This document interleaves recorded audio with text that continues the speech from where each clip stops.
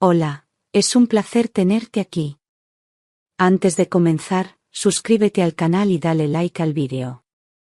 Era mi 75 cumpleaños y me levanté con una mezcla de ilusión y nostalgia. Preparé una tortilla de patatas como las que le encantaban a Javier cuando era niño, serví vino tinto en las copas de cristal que reservo solo para ocasiones especiales, y decoré la mesa con un pequeño jarrón de claveles rojos. Hacía días que me había prometido venir a comer conmigo, y yo me esforcé en cada detalle. Cociné con esmero, corté el pan como a él le gustaba y dejé su servilleta doblada a la izquierda, como siempre. Pero pasaban las horas y el timbre no sonaba. Llamé a su móvil varias veces, sin respuesta. A las 3 de la tarde, ya con la comida fría y el vino oxidado, supe que algo no iba bien. Me senté frente al reloj del comedor, que marcaba las 3:20, mientras la luz del mediodía se apagaba lentamente. Cada minuto que pasaba sin noticias era como una punzada en el pecho. Recordé cumpleaños pasados, fotos antiguas con Javier soplando velas a mi lado, y me pregunté en qué momento habíamos dejado de ser esa familia. La soledad no es una visita inesperada, es una presencia silenciosa que se instala sin permiso. Pensé en llamarle una vez más, pero ya conocía ese silencio al otro lado de la línea. Había aprendido a reconocer la indiferencia disfrazada de ocupación. No había mensaje, ni excusa, ni rastro de él. Solo ese vacío que deja una promesa rota. La tortilla se quedó intacta, la tarta sin cortar, y el vino apenas tocado. Me levanté, recogí la mesa en silencio y guardé cada plato como quien entierra un pequeño duelo cotidiano. No lloré, pero mis manos temblaban al cerrar la puerta de la nevera. A pesar del dolor, encendí la radio para llenar la casa de alguna voz. En ese momento no sabía que aquel día, que había comenzado con ilusión, terminaría con la mayor traición de mi vida. Pero el destino es así, se oculta detrás de las rutinas, esperando su momento para dar el giro. Yo solo quería comer con mi hijo. Y, sin saberlo, estaba a punto de perderlo. A las 5 de la tarde, cuando ya había perdido la esperanza de verle, Javier apareció sin avisar. Llevaba una chaqueta gris arrugada y ojeras profundas, como si llevara días sin dormir. No se disculpó ni preguntó si había comido. Me miró serio y dijo: «Mamá, ven, tengo una sorpresa para ti». No llevaba flores, ni un regalo, ni una sonrisa. Me costó levantarme del sofá, pero lo hice con esa fe ciega que las madres mayores aún tenemos. Cerré la puerta de casa con una llave que ya no imaginaba que sería la última vez que giraría en la cerradura. Subí al coche y me acomodé en el asiento sin saber que aquel viaje iba a cambiarlo todo. Durante el trayecto, intenté iniciar una conversación, pero él evitaba el contacto visual. Le pregunté por los niños, por Vanessa, por su trabajo en el bufete, pero respondía con monosílabos. Me limité a mirar por la ventanilla, observando cómo el paisaje de la ciudad se transformaba en una zona más periférica, más silenciosa. ¿Vamos a algún sitio especial?, pregunté, con la voz temblorosa. Él solo asintió con la cabeza. Había algo en su forma de conducir que me inquietaba, no era prisa, era frialdad. Como si estuviera cumpliendo un trámite, no haciendo un gesto de cariño. El silencio pesaba más que las palabras. Algo no encajaba, y lo sentí en los huesos. El coche se detuvo frente a un edificio moderno con fachada de cristal esmerilado y un cartel discreto: Centro de Bienestar El Olivo. No entendía el principio. Pensé que tal vez íbamos a visitar a alguien o que él venía a recoger algún documento. Pero entonces bajó del coche, abrió el maletero y sacó mi maleta de ruedas. Mi corazón se detuvo un segundo. «¿Qué haces?», pregunté, sin comprender. Javier no me miró. Simplemente se acercó con la maleta y dijo con voz seca: «Feliz cumpleaños, mamá. Esta es tu nueva casa. Aquí estarás bien cuidada por profesionales». Sentí como el suelo desaparecía bajo mis pies. Mi cuerpo se quedó inmóvil, como si la realidad no quisiera entrar por completo. ¿Qué estás diciendo?, pregunté en un susurro. Él evitó mirarme, como si esa cobardía pudiera protegerle de la culpa. Quise abrir la puerta del coche, volver a casa, fingir que todo era un malentendido. Pero no había vuelta atrás. Mi hijo había decidido deshacerse de mí como quien deja una caja vieja en un trastero. Me bajé del coche sin fuerzas, con el alma rota, sabiendo que ese día no solo perdía mi hogar, sino también a mi hijo. Vanessa estaba sentada en el asiento del copiloto, con el móvil en la mano y las gafas de sol puestas, como si el drama no fuera con ella. No giró la cabeza, no me dedicó una mirada. Sus dedos seguían moviéndose sobre la pantalla, ajena a todo. Esperaba, al menos, una despedida, una palabra humana, una señal de respeto. Pero no hubo nada. Ni una sonrisa forzada, ni un gesto de incomodidad. Era como si ya no existiera. Me quedé de pie junto al coche, esperando que ella dijera algo, cualquier cosa. Pero lo único que recibí fue el sonido del motor arrancando. La vi alejarse por el retrovisor, como si yo no hubiera formado nunca parte de su familia. Aquel silencio fue más doloroso que cualquier palabra hiriente. Vanessa siempre fue distante, pero jamás imaginé que llegaría a esa indiferencia total. Me quedé sola con mi maleta, como una extranjera frente a un edificio desconocido. La tarde caía, y el viento me acariciaba la cara con una tristeza muda. Tragué saliva y me obligué a entrar, porque ya no tenía otra opción. Lo que debía haber sido un cumpleaños en familia se convirtió en el inicio de mi exilio emocional. Nada más cruzar la puerta de la residencia, un olor a desinfectante y ropa planchada me envolvió como una advertencia silenciosa. La recepcionista sonrió de manera automática, sin preguntarme nada, mientras Javier dejaba mi maleta a un lado. De repente, desde un pasillo lateral, apareció un hombre alto, con bata blanca y mirada intensa. Al verme, detuvo el paso, frunció el ceño y se acercó con pasos decididos. «Amalia, ¿eres tú?», preguntó, con la voz cargada de sorpresa. Era Fernando, el director del centro, y también un viejo conocido. Había sido compañero de trabajo de mi difunto marido en el instituto. Le reconocí al instante. Sus ojos se llenaron de asombro y preocupación. Me tomó de los hombros suavemente, como quien intenta confirmar que lo que ve es real. «¿Qué haces aquí?», repitió. Yo no supe qué responder. Solo miré a Javier, que ya se dirigía a la salida sin volver la vista. Fernando me pidió que le acompañara. La recepcionista, algo incómoda, bajó la mirada. Entramos en una pequeña oficina llena de carpetas y diplomas colgados en la pared. Aquel encuentro, que debía haber sido casual, se transformó en el único rayo de humanidad en medio de aquel abandono. Algo me decía que no estaba sola del todo. Fernando cerró la puerta de su despacho y me ofreció una silla frente a su escritorio. Se sentó al otro lado, me miró fijamente y preguntó con voz grave: «Amalia, ¿estás bien? ¿Por qué te han traído aquí sin avisar?». No pude contener las lágrimas. Me sentí débil, humillada, y al mismo tiempo agradecida de tener un rostro amigo delante. Le conté todo: el almuerzo que nunca fue, el coche, la frase cruel, el silencio de Vanessa. Mientras hablaba, él negaba con la cabeza, apretando los puños sin decir palabra. No entendía cómo Javier, el hijo de su amigo, había llegado a tal extremo. Cuando terminé, él se levantó y comenzó a caminar por la habitación, visiblemente alterado. «Esto no es un ingreso formal. Aquí no hay documentación completa, ni informe médico, ni autorización legal de ningún tipo», explicó. Sacó un archivador, lo revisó y confirmó que solo había una ficha con mi nombre y un pago adelantado por un mes. «Nada más». «No te preocupes», añadió con firmeza. Esta noche puedes quedarte, pero no vamos a permitir que esto se quede así.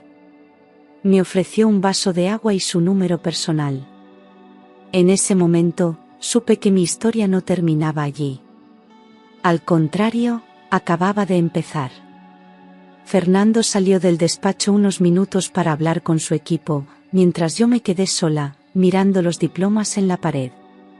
Mi cabeza daba vueltas. ¿Cómo había llegado a este punto?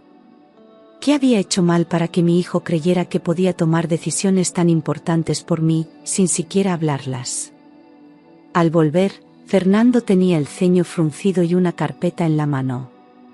Te asignaremos una habitación provisional esta noche, pero esto no se puede mantener sin una evaluación adecuada, dijo. Me acompañó por un pasillo largo y silencioso, donde las paredes llevaban cuadros de flores sin alma. La habitación era limpia, con una cama individual, una silla y una mesita con un jarrón vacío. Me ayudó a dejar la maleta en un rincón y se disculpó por no poder ofrecer algo mejor.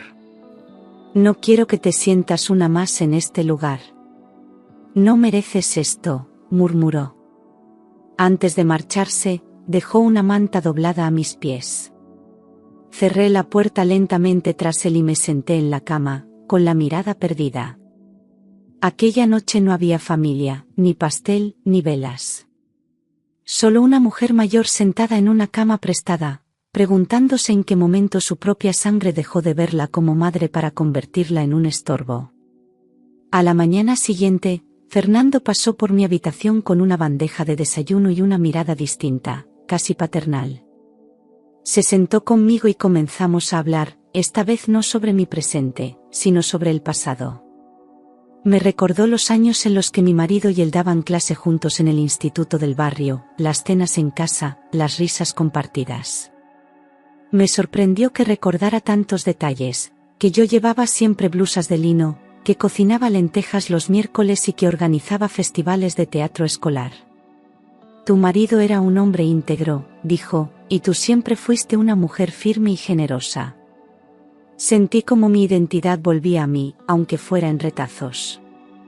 No era solo una anciana abandonada, era Amalia. Fernando me miró con un respeto que hacía tiempo que no sentía. ¿Sabes que aún tengo la carta que escribió tu marido cuando se jubiló?, me confesó. Aquella frase me desarmó. Por primera vez desde que Javier me dejó allí, sentí que alguien me reconocía por lo que fui, no por lo que ahora aparentaba ser. Hablamos durante más de una hora, y cada recuerdo era una piedra recuperada de mi historia.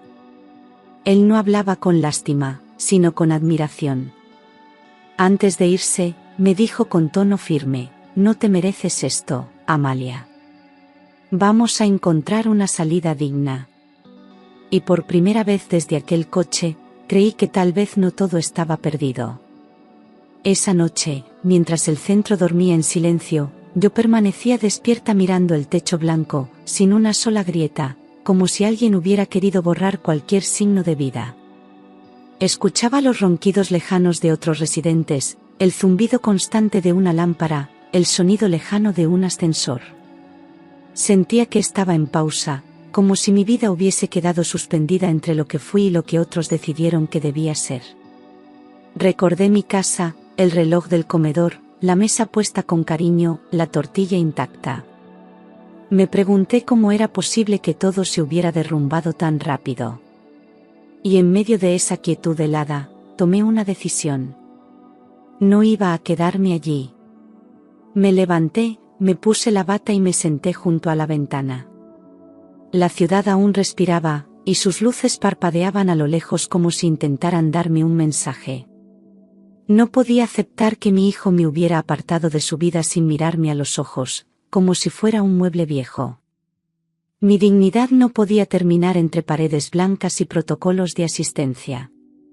Me juré a mí misma que no sería una víctima, que no dejaría que otros decidieran por mí. Cuando el sol comenzó a asomar entre los edificios, ya sabía lo que tenía que hacer. Iba a recuperar el control de mi historia, aunque tuviera que empezar desde cero. A las 8, Fernando apareció puntual, con 2 cafés y una carpeta en la mano. Se sentó frente a mí con gesto serio, pero también con una determinación tranquila. He estado pensando toda la noche, dijo. No podemos permitir que esto se quede así. Me explicó que tenía un cuñado que trabajaba en bienestar social y que, con mi autorización, podía iniciar un proceso formal para revisar mi situación. Abrí la carpeta. Dentro había formularios, hojas informativas y una declaración inicial que debía firmar. Me sentí abrumada, pero también aliviada. Alguien estaba dispuesto a luchar por mí. Ya no estaba sola. Le pedí unos minutos para leerlo todo con calma. Fernando esperó pacientemente, sin presionarme, respetando mi ritmo. Cuando terminé, respiré hondo y firmé. Vamos a mover ficha, me dijo, con una leve sonrisa. Sentí un temblor en las manos, no de miedo, sino de fuerza. Había dado el primer paso para salir de ese lugar no solo físicamente, sino moralmente. Me vestí con la ropa más digna que tenía, peiné mi cabello con esmero y, por primera vez en días, volví a verme en el espejo sin vergüenza. Aquel día no era solo el inicio de un trámite. Era el principio de una nueva versión de mí misma. Con la ayuda de Fernando, tomamos un taxi hasta el barrio donde había vivido durante más de 40 años. Al llegar al portal del edificio, mis manos temblaban mientras buscaba las llaves en el bolso. Llamamos primero, pero nadie abrió. Fue entonces cuando el portero, un hombre mayor que siempre había sido amable conmigo, me reconoció al instante. Doña Amalia, ¿qué hace usted aquí?, preguntó sorprendido. Le expliqué, sin entrar en detalles, que necesitaba recoger algunas cosas personales. Él no dudó. Nos abrió la puerta del edificio con discreción y respeto. Entrar allí fue como volver a respirar después de días bajo el agua. La llave seguía funcionando. Cuando abrí la puerta, todo estaba en silencio, ordenado, frío. Era mi casa, pero ya no olía a mí. Había cuadros que habían desaparecido de las paredes, libros ausentes de las estanterías, como si alguien hubiera empezado a borrar mi existencia poco a poco. Caminé hasta mi habitación y abrí el armario. Parte de mi ropa ya no estaba. En la cómoda, donde antes guardaba cartas, fotos y papeles importantes, solo quedaban sobres vacíos. Javier me había desmantelado en mi propia casa, sin avisarme, sin explicaciones. Recogí lo poco que quedaba con dignidad, sabiendo que no volvería a dormir allí. Al salir del edificio, marqué el número de Teresa, mi amiga de toda la vida. Cuando escuchó mi voz al otro lado de la línea, soltó un grito de alivio. Amalia, ¿dónde estabas? Llevo días llamándote, exclamó. No le conté mucho, solo le dije que necesitaba un sitio donde pasar unos días. Sin hacer preguntas, me dijo, ven a casa. Aquí tienes una cama, una taza de té y un abrazo. Fernando me acompañó hasta el portal de su edificio y me despidió con una mirada cómplice. Subí lentamente las escaleras, y cuando Teresa abrió la puerta, rompí a llorar como una niña perdida. Me abrazó sin pedir explicaciones. Me instalé en su sofá con una manta y un cojín que olía a lavanda. Aquella noche dormí profundamente por primera vez en días. No importaba que fuera un sofá, no importaba que compartiera baño. Lo que importaba era el calor humano, la sensación de ser vista, escuchada, valorada. Teresa no me preguntó nada esa noche. Solo me preparó un plato de sopa caliente y se sentó a mi lado en silencio. A veces, la verdadera amistad no necesita palabras, solo presencia. Mientras cerraba los ojos, sentí que no todo estaba perdido. Había una red que me sostenía, y esa red tenía nombre propio. A la mañana siguiente, sentadas en la cocina con café recién hecho, Teresa me miró con seriedad. Amalia, tengo que decirte algo que me ha estado rondando la cabeza, empezó. Me habló de rumores que circulaban en el barrio, comentarios de vecinos, frases sueltas que ahora cobraban sentido. Javier llevaba meses con problemas económicos serios. Había vendido mi coche sin decírmelo, justificando que yo ya no lo usaba. Pero lo más doloroso fue escuchar que Vanessa decía por ahí que yo había elegido vivir con gente de mi edad. Una mentira que disfrazaba el abandono de una decisión propia. Teresa había intentado llamarme muchas veces, pero Javier le decía que yo estaba bien, que no quería visitas. Incluso había dicho que estaba en un centro privado por voluntad propia. Todo había sido cuidadosamente orquestado. Me sentí estafada no solo como madre, sino como persona. Me habían silenciado, escondido, eliminado de mi entorno como si ya no tuviera voz. Esa mañana, entre lágrimas, entendí que lo que me hicieron no fue un error, fue un plan. Y yo no iba a quedarme callada. Iba a recuperar mi lugar en el mundo, palabra por palabra, paso por paso. Con la ayuda de Fernando y su cuñado, que trabajaba en bienestar social, accedimos a documentos que Javier nunca pensó que alguien revisaría. Lo que descubrimos me dejó sin palabras. Mi hijo me había empadronado en la residencia semanas antes de llevarme allí.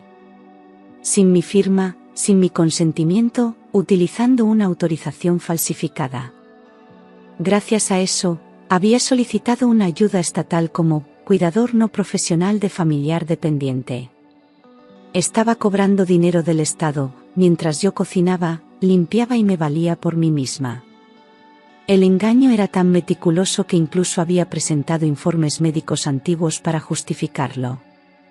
Fernando me miró con rabia contenida, mientras su cuñado hablaba por teléfono con una trabajadora social especializada en abusos a personas mayores. Esto es grave, dijo ella al enterarse. Esto tiene consecuencias legales. En ese momento sentí una mezcla de rabia y liberación. Ya no se trataba solo de sentimientos heridos o abandono emocional. Se trataba de fraude, de manipulación, de un hijo que usó a su madre como herramienta para su beneficio. Yo, que le enseñé a caminar, a leer, a tener principios. Él había cruzado un límite. Y ahora, por fin, había pruebas. La justicia empezaba a tener nombre y forma. Teresa me acompañó a una oficina de asesoría legal especializada en personas mayores, ubicada en Lavapiés. Nos atendió una abogada joven pero firme, llamada Inés, que escuchó mi historia con atención absoluta. Lo primero que vamos a hacer es revocar cualquier poder que tu hijo tenga sobre ti, dijo. Me explicó que muchas personas mayores, por amor o confianza, ceden autorizaciones sin saber en qué pueden convertirse. Revisamos documentos que yo misma no recordaba haber firmado, algunos con mi letra imitada. Inés me pidió calma, pero fue clara: esto puede ir a juicio, Amalia. Y si estás dispuesta, te vamos a proteger. Durante horas, firmamos formularios, recopilamos papeles, hicimos llamadas. Cada paso me devolvía un pedazo de mi autonomía perdida. La abogada también contactó con el banco para pedir un bloqueo temporal de movimientos hasta revisar todo. Me explicó que Javier no podía seguir teniendo acceso a nada que dependiera de mí sin supervisión legal. Yo asentía, cansada pero decidida. Sabía que esto era solo el comienzo de un proceso largo, pero ya no era una mujer abandonada y confundida, era una mujer que había decidido defenderse. Y en ese despacho, rodeada de leyes y papeles, comencé a sentirme otra vez persona. A la mañana siguiente, fui con Inés a mi sucursal bancaria para comprobar en qué estado estaban mis cuentas. Pedimos acceso completo al historial de movimientos de los últimos 12 meses. Lo que vimos fue devastador. Javier había retirado pequeñas cantidades cada semana, siempre en efectivo, sumando un total que superaba los 7.000 euros. Eran extracciones calculadas para no levantar sospechas. Firmas duplicadas, órdenes de transferencia que yo jamás autoricé. La directora de la sucursal, al ver mi reacción, pidió disculpas por no haber detectado nada. Yo no podía dejar de pensar en cada céntimo que había confiado. Inés solicitó de inmediato un bloqueo preventivo de todos los accesos vinculados al DNI de Javier. También pidió copia de todas las transacciones y un informe oficial para adjuntarlo al expediente legal que ya estaba en marcha. Me senté en la sala de espera con las manos en el regazo, sintiéndome vulnerable pero más fuerte que nunca. No lloré. No grité. Solo respiré. Era como si por fin el mundo comenzara a escucharme después de tanto silencio. Mi dinero, mi casa, mi voz, todo estaba siendo recuperado poco a poco. Y en ese banco, rodeada de números, sentí que algo más valioso estaba volviendo, mi poder.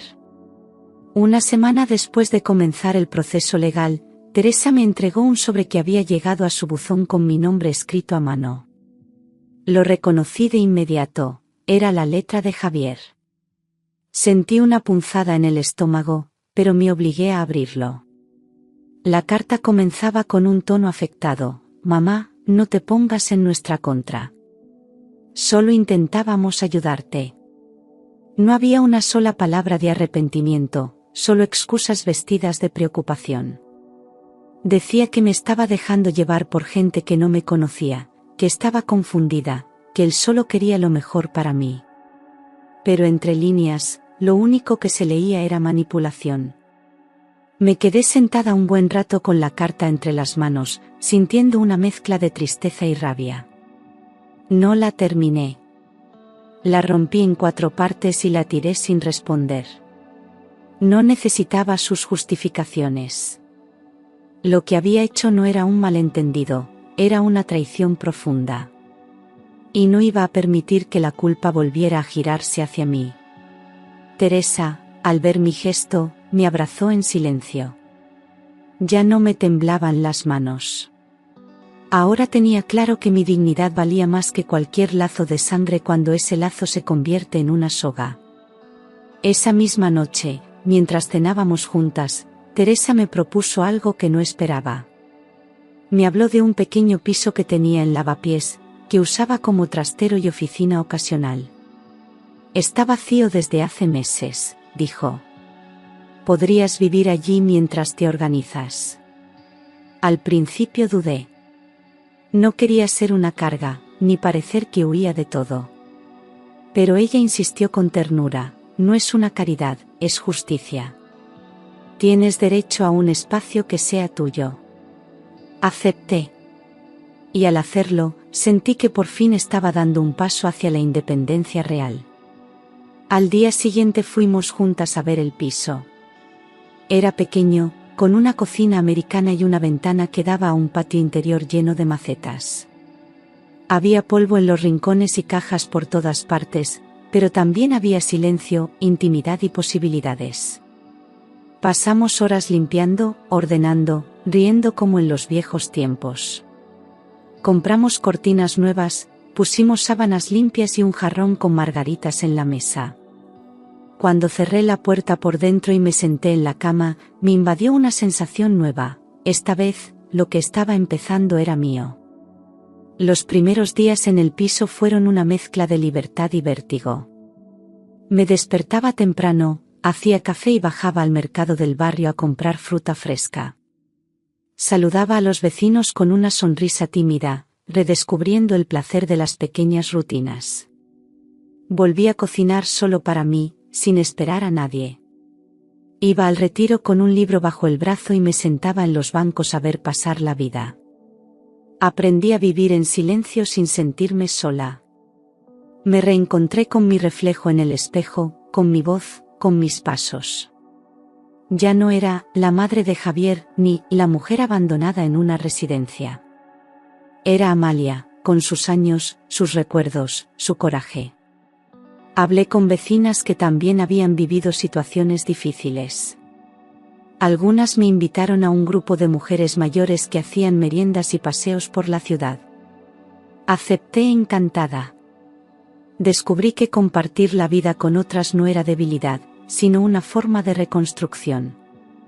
Estaba empezando de nuevo.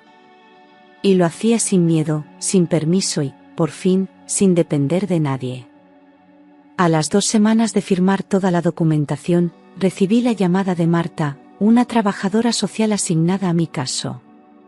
Me informó de que, tras revisar los informes bancarios, el empadronamiento fraudulento y mi testimonio, se abriría una investigación formal contra Javier. No era solo abandono, era uso indebido de datos personales y posible apropiación indebida. Me ofrecieron apoyo psicológico, asesoría continua y acompañamiento en todo el proceso legal. Yo acepté, no por venganza, sino por justicia. No podía permitir que lo hiciera conmigo, ni con nadie más. Marta me visitó en el piso y dejó claro que el Estado no iba a mirar hacia otro lado. Durante la reunión, me preguntaron si deseaba presentar una denuncia penal o solo dejar constancia administrativa. Miré a Teresa, que me sostuvo la mano en silencio, y respondí, voy hasta el final. Marta asintió con respeto y tomó nota. Me explicó que el proceso sería lento, pero que ya había antecedentes suficientes para actuar. La palabra abuso resonó fuerte en la sala, como una campana que ya no se podía desoír. Yo, que había sido invisible durante tanto tiempo, ahora tenía voz en un sistema que empezaba a escuchar. Y no era solo mi caso. Éramos muchas. Y por todas ellas, también iba a continuar. Un mes después, Javier fue citado a declarar en una oficina de servicios sociales. La notificación le llegó por correo certificado, y supimos que la había recibido porque intentó llamarme insistentemente durante varios días. No respondí. Tenía derecho a defenderse, pero no a manipularme más. Teresa y yo acompañamos a Marta al edificio donde se celebraría la entrevista, aunque no estuve presente en la sala. Desde el pasillo, escuché su voz intentando sonar tranquila. Mi madre prefería estar con personas de su edad, repetía. Su tono era frío, ensayado, como si estuviera leyendo un guión mal escrito. Marta, con su profesionalismo implacable, le preguntó por las transferencias, por el empadronamiento, por las autorizaciones. Javier esquivaba preguntas, ofrecía explicaciones vagas y culpaba al estrés y a una mala comunicación familiar. Yo, mientras tanto, esperaba fuera, con la espalda recta y la cabeza alta. Ya no me temblaban las piernas. Sabía que la verdad tenía fuerza propia, y que por más que intentara disfrazarla, los hechos hablaban por sí solos. Cuando terminó la declaración, salió sin mirarme. No le hice falta. Él ya sabía que, esta vez, no tenía el control. 2 meses después, recibí la notificación oficial, el juez había emitido un fallo firme. No habría prisión, pero sí una serie de medidas correctivas y limitaciones legales contra Javier. A partir de ese momento, quedaba completamente inhabilitado para gestionar cualquier documento, cuenta bancaria o decisión médica relacionada conmigo. La resolución también reconocía el abandono como probado y ordenaba un seguimiento por parte de servicios sociales para garantizar mi bienestar. No era una victoria ruidosa, pero sí profunda. Era la justicia devolviéndome mi lugar como ciudadana y como madre. Cuando leí el documento, no lloré. Solo sentí una paz distinta, silenciosa, como si por fin se hubiera cerrado una herida larga. Javier no me llamó. No pidió perdón. Y, sinceramente, ya no lo esperaba. Lo importante era que había recuperado lo que me habían intentado quitar, mi voz, mi autonomía y mi derecho a ser tratada con respeto. Teresa me abrazó con fuerza y dijo, esto es solo el principio. Yo asentí. Porque a los 75 años, aún me quedaban muchas páginas por escribir. Y esta vez, lo haría con tinta propia. Una tarde de primavera, mientras regaba las plantas del balcón, escuché el timbre. Al abrir, me encontré con Lidia, mi nieta mayor, de 14 años, con los ojos llenos de lágrimas. A su lado estaban los pequeños, Tomás y Lucía, con mochilas colgando y caras tristes. Mamá no nos dejaba verte, dijo Lidia, abrazándome con fuerza. Nos hemos escapado. Te echamos mucho de menos. No supe qué decir. Solo los abracé a los tres con los brazos temblorosos y el corazón desbordado. Entraron en casa y se sentaron como si nunca se hubieran ido. El silencio que reinó durante tanto tiempo se rompió de golpe. Lidia me contó que Vanessa les decía que yo no quería verlos, que prefería estar entre gente mayor. Pero los niños sabían que algo no cuadraba. Habían escuchado discusiones, llamadas, puertas cerradas. Aquel reencuentro fue tan dulce como doloroso. Dolía pensar en todo el tiempo perdido, en los cumpleaños olvidados, en los abrazos que no pudieron darme. Pero también sentí alivio, ellos no me habían olvidado, no me habían dejado atrás. Pasamos toda la tarde merendando galletas, viendo fotos antiguas y riendo como si el tiempo no existiera. Fue el primer día, en mucho tiempo, en el que volví a sentir mi abuela de verdad. Unos días después, quedé con Fernando para tomar un café en una terraza tranquila del centro. Llevaba una bufanda azul y una expresión cálida que me reconfortó al instante. Le agradecí por todo lo que había hecho por mí. No tienes que darme las gracias, respondió. Hice lo que era justo. Hablamos de nuestros maridos, de los años de docencia, de cómo había cambiado la ciudad. Era extraño, pero también hermoso, volver a tener una conversación así, sin prisas, sin miedo, sin segundas intenciones. Fernando no solo me había tendido una mano, me había devuelto la fe en los vínculos verdaderos. Al final del café, me miró con una mezcla de admiración y ternura. Nunca imaginé que esa mañana en la residencia cambiaría tanto las cosas, dijo con una sonrisa melancólica. Yo le respondí con sinceridad, tú salvaste algo más que mi dignidad, Fernando. Salvaste mi historia. Caminamos juntos hasta el metro, y me cogió del brazo como si aún quedaran muchos paseos por compartir. No hablamos de futuro, ni de promesas. Solo del presente, que por fin era un lugar en el que me sentía viva. Y por primera vez en mucho tiempo, no tenía miedo de lo que pudiera venir. En las semanas siguientes, empecé a reunirme con otras mujeres mayores del barrio. Algunas vivían solas, otras en situaciones difíciles, pero todas compartíamos algo, el deseo de no ser invisibles. Formamos un pequeño grupo de apoyo.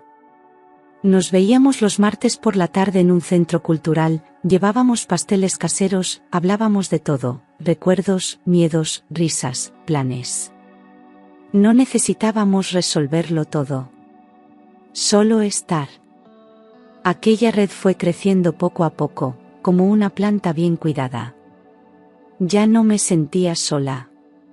Y lo más hermoso era ver cómo, entre todas, tejíamos algo nuevo. Creamos un espacio en el que cada una recuperaba su voz. Organizamos paseos por el Retiro, visitas a museos, talleres de escritura y de memoria oral.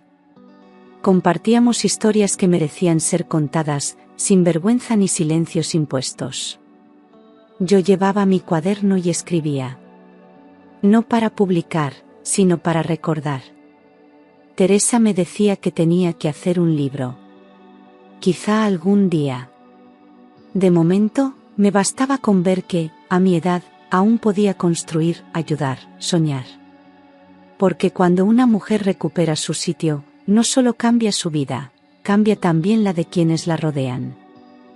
Un día recibimos una invitación del ayuntamiento. Nuestro grupo de mujeres había sido seleccionado para participar en una jornada sobre redes comunitarias. Nos ofrecieron un espacio para compartir nuestras experiencias y hablar del poder de la unión entre personas mayores. Me pidieron que fuera yo quien subiera al escenario a contar nuestra historia. Dudé. Sentí vértigo. Pero acepté. Esa tarde, me puse una blusa blanca que Teresa me ayudó a planchar, recogí mi pelo en un moño y llevé mi cuaderno de notas como si fuera un escudo. Subí al escenario con pasos firmes y respiración contenida. Cuando hablé, no leí. Solo conté. Mi voz era clara, tranquila, llena de verdad. Hablé de la soledad, del abandono, de la rabia que se transforma en fuerza. Conté cómo una mujer puede ser desechada por su propia sangre, y volver a levantarse. Hablé de amistad, de justicia, de volver a empezar con dignidad. Al terminar, hubo silencio. Luego, un aplauso largo, hondo, sincero. Muchas mujeres se acercaron después a abrazarme. Algunas lloraban. Otras solo me daban la mano. Pero todas me miraban como se mira a quien, sin querer, ha dicho en voz alta lo que muchas aún callan. Pasaron meses sin noticias. Hasta que un día, al abrir el buzón del piso de lavapiés, encontré un sobre sin remitente. Lo reconocí enseguida. Era la letra de Javier. Dentro había una carta distinta a la anterior. Más contenida. Más humana. Mamá, sé que no tengo derecho a pedirte nada. No espero que me perdones. Solo quería que supieras que lo lamento. Que me equivoqué. Decía que ahora veía el daño que había causado, que el miedo, las deudas, la presión, no justificaban lo que hizo. Y al final, una frase que me caló, no sé cómo arreglarlo. Pero si algún día quieres hablar, aquí estaré. Leí la carta varias veces. No había manipulación, ni justificaciones encubiertas. Solo culpa, desnuda. La doblé con cuidado y la guardé en una caja donde conservo cosas importantes.